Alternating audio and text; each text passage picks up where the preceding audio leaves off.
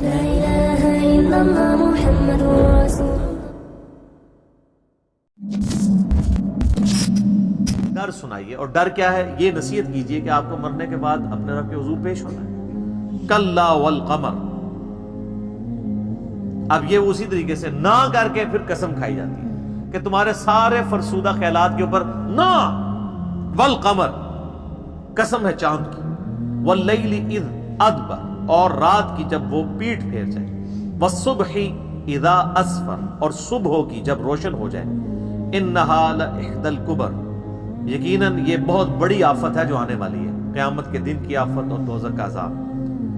نذیرا للبشر، ڈراوا ہے لوگوں کے لیے.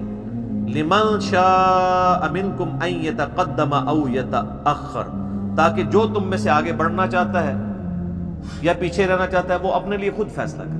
جو آگے بڑھ کے ایمان قبول کر لے گا کامیاب ہو جائے گا، جو پیچھے رہ جائے گا تو بیڑا غرق ہو جائے گا قیامت والے دن. اللہم اجرنا من النار، آمین. کل نفس بما کسبت رہینہ، ہر انسان اپنے اعمال میں گروی ہے. اپنے اعمال کے مطابق اس کے ساتھ معاملات کیے جائیں گے. قیامت والے دن اگر عذاب بھی ہو رہا ہے تو وہ ان اعمال کے عوض ہو رہا ہے جو اس نے دنیا میں کمائے تھے. الا اصحاب الیمین، ہاں مگر جو دائیں ہاتھ والے ہیں. فی جنات یتساءلون، وہ جنت میں ہوں گے اور پوچھتے ہوں گے. عن المجرمین، مجرموں سے. جنت میں رہتے ہوئے کمیونیکیشن کر سکیں گے دوستیوں کے ساتھ. یہ بڑی مشہور آیات آ رہی ہے. ما سلککم فی سقر، تمہیں اس دوزخ کی آگ میں کس چیز نے پہنچایا؟ قالوا لم نک من المصلین، وہ کہیں گے ہم دنیا میں نماز نہیں پڑھتے تھے. یہ سخت ترین آیات ہیں نماز کے حوالے سے. میری یوٹیوب کے اوپر ایک ویڈیو بھی ہے، باغیوں کو نمازی بنانے والی ویڈیو. اس میں میں نے کچھ آیات اور احادیث بھی کور کی. صحیح مسلم میں حدیث ہے 246 انٹرنیشنل نمبر کے مطابق کتاب الایمان چیپٹر میں کہ بندے کے کفر اور ایمان کے درمیان فرق نماز ہے. جامعہ ترمذی اور ابو داؤد میں حدیث ہے جس نے جان بوجھ کے نماز چھوڑی گویا اس نے کفر کیا. جامعہ ترمذی میں شفیق تابی رحمہ اللہ کا قول ہے کہ صحابہ اکرام نماز چھوڑنے کے گناہ کے علاوہ کسی اور چیز کو کفر شمار نہیں کرتے تھے. یعنی یہ پاکستان کے شناختی کارڈ پہ بے نمازی بھی مسلمان ہے. صحابہ اکرام اگر شناختی کارڈ بنا رہے ہوں تو وہ ان کا معاملہ ڈیفرنٹ ہوگا. اور مسند احمد میں حدیث ہے کہ قیامت والے دن، ابو داؤد میں بھی حدیث ہے، قیامت والے دن سب سے پہلے نماز کے بارے میں سوال. جس کی نماز صحیح نکل آئی اس کے اگلے معاملات بھی آسان ہوتے جائیں گے، اور جو نماز میں پھنس گیا اس کی اگلی منازل مشکل در مشکل در مشکل ہوتی ہے. اور اس کا حشر قارون، فرعون اور حامان کے ساتھ ہو، ولیعوذ باللہ تعالی. تو اور یہ اللہ تعالیٰ دیکھیں غیبی طور پہ آواز پہنچا دے گا جنتیوں کی دوستیوں تک، کوئی موبائل فون کے ذریعے نہیں. یہ بھی دوستیوں کی عبرت میں اضافہ ہوگا. وہ بولیں گے ادھر سے جواب دیں گے تو وہ کہیں گے تمہیں کس نے دوزخ میں پہنچایا؟ قالوا لم نک من المصلین، وہ کہیں گے ہم نماز نہیں دنیا میں پڑھتے تھے. اور آپ کا مسلمان یہ کہتا ہے نہیں کافروں کے بارے میں آیات ہے. تو یہ نماز کافر نہیں پڑھتے تھے وہ تو دوزخ میں ہے، اور آپ ماشاءاللہ مسلمان ہو کے نماز نہیں پڑھ رہے ہیں، آپ کو اللہ تعالیٰ لگے بہت اچھا کام کیا ہے. اور جو مان کے نہیں مان رہا تو بڑا مجرم ہے.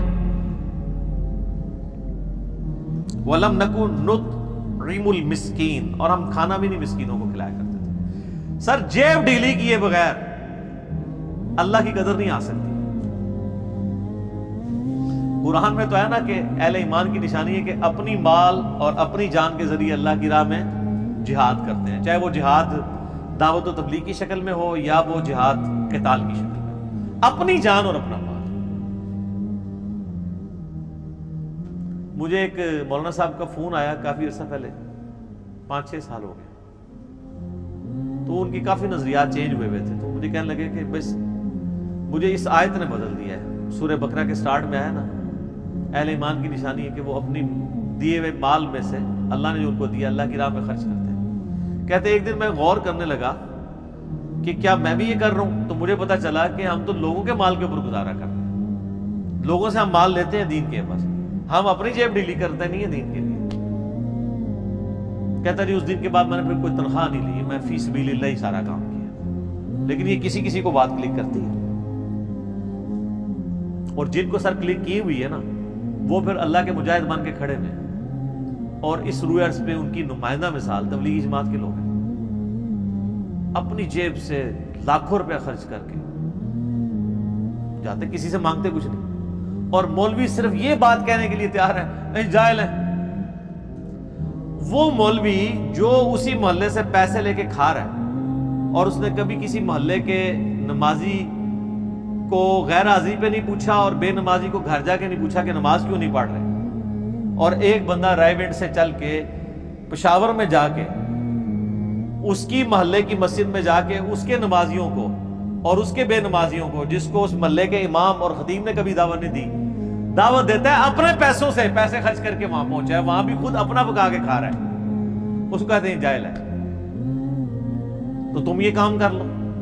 قرآن اور حدیث کا جو اسلوب ہے وہ تو یہ ہے کہ آپ کو جتنا دین آتا ہے آپ نے لوگوں کو سکھانا ہے. دیکھیں نا واضح حدیث ہے صحیح بخاری کے اندر، بلغوا عنی ولو آیا، پہنچا دو میری طرف سے خواہ ایک آیت بھی تمہیں آتی ہو. تم نے، تمہاری رسپانسبلٹی ہے، کیونکہ یہ امت ایسی ہے نا، کنتم خیر امت اخرجت للناس تأمرون بالمعروف وتنہون عن المنکر وتؤمنون باللہ.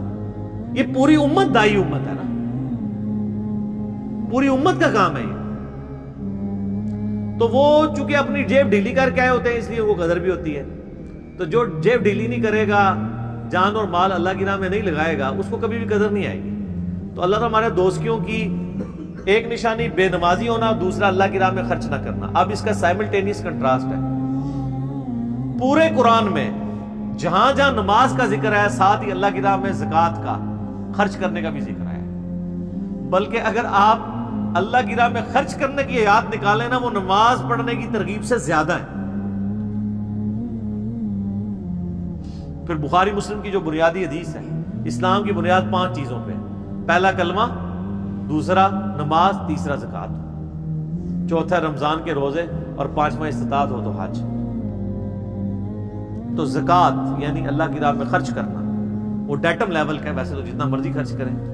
تو اللہ فرماتا ہے دوستیوں میں کیا یہ بڑے بڑے عیب ہیں؟ نماز نہیں پڑھتے ہوں گے، وہ کہیں گے ہم مسکینوں کو کھانا بھی نہیں کھلاتے تھے. وَكُنَّا نَخُوضُ مَعَ الْخَائِضِينَ، اور ہم بھی جو لوگ ہرزہ سرائی کرنے والے ہوتے تھے، ہم ان کے ساتھ مل کے اس طرح کے بکواسات ہم بھی دنیا میں کیا کرتے تھے، اور سیریس نہیں لیتے تھے دین کو. ابھی بھی آپ دیکھ لیں کہ کتنے لوگ ہیں جنہوں نے دین کے بارے میں بولنا شروع کر دیا اور ان کو دین کے بارے میں علم کوئی نہیں، اور کتنے بڑے مسئلوں میں انہوں نے ٹانگ اڑائی ہوئی ہے. جس کی نمائندہ مثال جو ہماری یہ پریزنٹ گورنمنٹ کا تحفہ ہے، جن کو ایک وزارت تو ان سے لی گئی اور اب ایک دوسری جگہ ان کو لگایا گیا، وہاں بھی جس دن سے وہ آئے ہوئے ہیں تو پورے ملک کے اندر انہوں نے فتنہ کھڑا کیا ہوا ہے رویت حلال کے حوالے سے. تو ہم بھی اس طرح کی عرضہ سرائی کرتے رہے. وَكُنَّا نُكَذِّبُ بِيَوْمِ الدِّينِ، اور ہم بھی جھٹلایا کرتے تھے روزے جزا کو. حَتَّى أَتَانَا الْيَقِينَ، یہاں تک کہ موت نے ہمیں آ لیا. جھٹلانا ایک تو ہے نا کہ ایک بندہ قیامت کو نہیں مانتا، دوسرا ہے کہ قیامت کو تو مانتا ہے لیکن کرتوت ایسے ہیں کہ جیسے مرنا ہی کوئی نہیں. جیسے ہمارے مسلمانوں کی اکثریت ہے، اگر کسی کو یہ پتا ہو کہ میں نے مرنا ہے، کسی شخص کو یہ بتا دیا جائے کہ آج 27ویں کا جو روزہ ہے نا یہ تم کھول نہیں پاؤ گے، تو سر اس کے لیے تو دنیا کی بڑے سے بڑی نعمت بھی ہیج ہو جائے گی. حالانکہ یہ بھی بہت لمبا پیریڈ ہے، روزے کھلنے میں بھی ابھی تقریباً آلموسٹ 4 گھنٹے پڑے ہوئے ہیں، یہ بھی بہت لمبا پیریڈ. تو جس سے آخرت کا یقین ہو، مرنے کا یقین ہو، تو وہ پھر اس طرح کرتوت کرتا ہے. تو یہ جو قرآن پاک میں آتا ہے نا یوم جزا کو جھٹلاتے ہیں، ایک جھٹلانا سیدھا سادہ جھٹلانا ہے کہ میں آخرت کو نہیں مانتا، اور ایک یہ ہے کہ یقین تو مانتا تو ہے ہوں لیکن ویسا یقین نہیں ہے. بلے شاہ ایسا مرنا نہ ہی گور بیا کوئی اور، بلے شاہ ہم نے تو نہیں مرنا، یہ کوئی اور لوگوں کے جنازے اٹھتے رہیں کہ میں تو اسی طرح زندہ رہوں گا. یہ وہ والی چیز ہے. یہاں تک کہ ہمیں موت نے آ لیا. فما تنفعهم شفاعت الشافعین، ان کو کوئی فائدہ نہیں پہنچائے گی شفاعت کرنے والوں کی شفاعت. کوئی اللہ تعالیٰ کو دعا سے منوا ہی نہیں سکتا نا جی. جس طرح کے فرشتے، کئی احادیث اس پہ گواہ ہیں کہ لوگوں کی پہاڑوں جتنی نیکیاں لکھی ہوئی ہوں گی، فرشتے تو ظاہر ہے وہ گواہی دے رہے ہوں گے کہ یہ نیک ہے. اللہ فرمائے گا ریاکاری کے لیے کی ہے، 0 سے ملٹیپلائی ختم. جو صحیح مسلم کی حدیث میں نے کئی دفعہ بیان کی ہے، ایک سخی بھی، شہید بھی اور قاری بھی دوزخ میں ڈال دیے جائیں گے ریاکاری کی وجہ سے. فما لهم عن التذکرۃ معرضین، پس انہیں کیا ہوا ہے کہ وہ اس نصیحت سے روگرداں ہیں. کأنہم حمر مستنفرہ، وہ اس طریقے سے بھاگ رہے ہیں جیسے کہ جنگلی گدھے، یعنی یہ زیبرے بھاگتے ہیں. فرت من قسورہ، شیر کے ڈر سے. آپ نے نیشنل جغرافی پہ کبھی دیکھا ہے ایک شیر آتا ہے اور آگے ہزاروں زیبروں کی دوڑ لگ جاتی ہے. بل یرید کل امرئ منہم ان یؤتی صحفا منشرہ، بلکہ ان میں سے ہر شخص یہ چاہتا ہے کہ اسے کھلا صحیفہ دے دیا جائے. کلا، نا، بل لا یخافون الآخرہ، بلکہ اصل مرض یہ ہے کہ یہ آخرت سے بے خوف ہوئے ہیں. کلا انہ تذکرہ، نا، بلکہ یہ تو قرآن ہے نصیحت. یہ نا جو ہو رہی ہے نا، یہ ان کے فرسودہ نظریات کے اوپر نہ ہو رہی ہے. فمن شاء ذکرہ، تو جس کا دل چاہے وہ اپنے رب کی طرف راستہ اختیار کر لے، نصیحت یہ قبول کر لے. من چلے کا سودا ہے. وما یذکرون الا ان یشاء اللہ، اور وہ نصیحت قبول نہیں کریں گے، ہاں جس کو مور نہیں لگی اس کے لیے تو راستہ کھلا ہے. توبہ کا دروازہ تو موت کے غرغرے تک ہے. جامعہ ترمذی میں حدیث ہے کہ جب تک نزع کا عالم کسی پہ طاری نہ ہو، موت کا غرغرہ شروع نہ ہو، اللہ تعالیٰ اس کی توبہ قبول کر لے گا.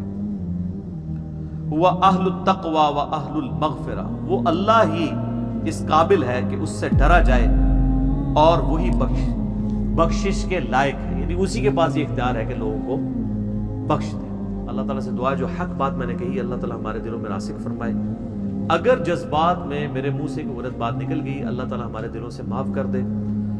ہمیں کتاب و سنت کی تعلیمات پر عمل کر کے دوسرے بھائیوں تک پہنچانے کی توفیق عطا فرمائے.